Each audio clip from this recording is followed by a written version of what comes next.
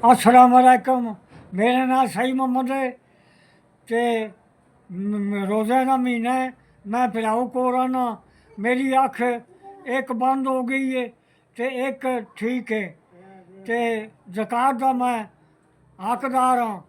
एक फर्ज हथ नूं सजे ने ते रोज़े का महीना है।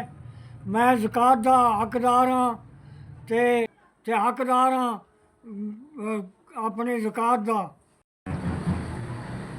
रोज़े का महीना है, ना कोई छड्डण वाली ते ना कोई रखण वाली। मेरे को कोई नहीं इंतज़ाम।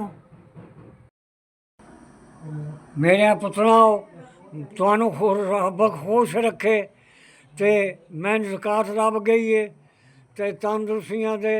रोज़ियां का महीना है, मैं खोलां दा भी ते खावां दा भी ते तंदरुस्तियां दे बादशाह राजी।